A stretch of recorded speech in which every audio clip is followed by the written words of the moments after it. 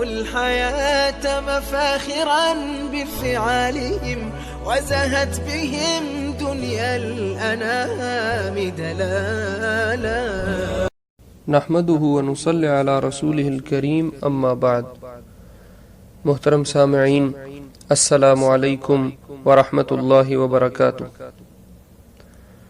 بعض سعادتیں رب العزت کی طرف سے اپنے بندے کے لیے مقدر ہوتی ہیں جو بزور بازو حاصل نہیں کی جا سکتی، نہ کوئی نسبت یا مرتبہ ان کو حاصل کرنے میں معاون مددگار ہو سکتا ہے، چاہے کو کتنی ہی بڑی شخصیت کا اور قیمتی اہمیت کا مالک کیوں نہ ہو۔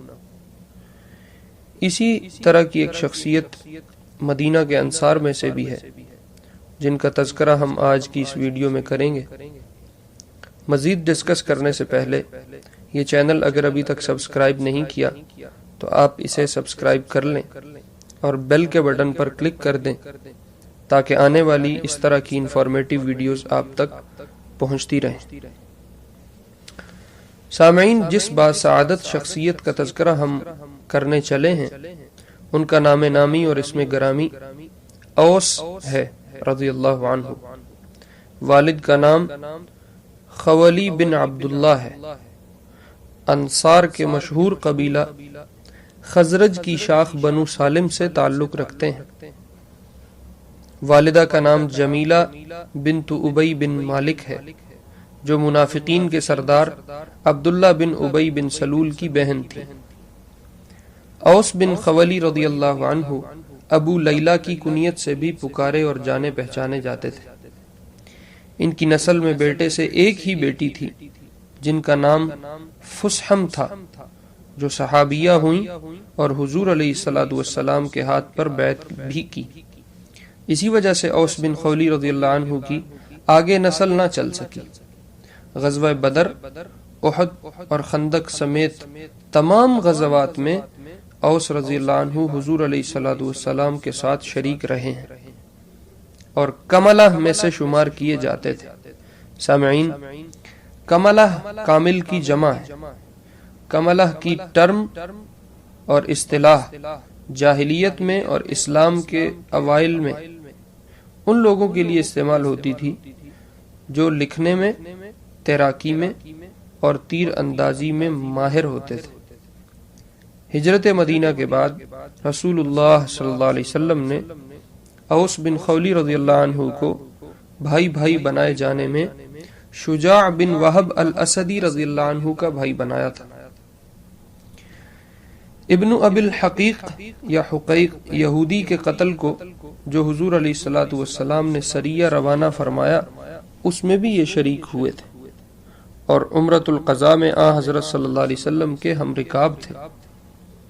حضور علیہ السلام نے چونکہ قریش کے خوف سے مر الزہران میں ٹھہر کر اوس رضی اللہ عنہ کو 200 آدمی دے کر بطن یاجوج کی طرف روانہ فرمایا، جو وادی زیتوا میں جا کر ٹھہر گئے اور اس اسلحہ کی حفاظت پر مامور ہوئے جو حضور علیہ السلام اور بقیہ شرکائے عمرہ اپنے ہمراہ لائے تھے، اور صلح حدیبیہ کی اسلحہ ساتھ نہ لانے والی شرط کی وجہ سے اسلحہ لے کر حرم مکہ میں داخل نہ ہو سکتے تھے۔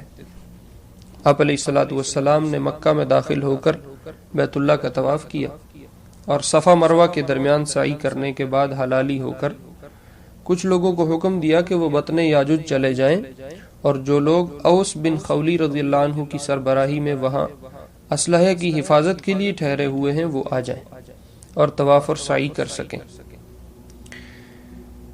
آپ علیہ السلام نے یہ اسلحہ مکہ میں داخل نہ کیا اپنے صلح حدیبیہ والے عہد کی وجہ سے، مگر اپنے قریب ہی بطن یاجوج میں اس کو رکھوایا کہ وقت پڑنے پر اگر قریش نے کوئی گڑبڑ کی تو اس اسلحے سے فائدہ حاصل کیا جا سکے اور اس کو استعمال میں لایا جا سکے۔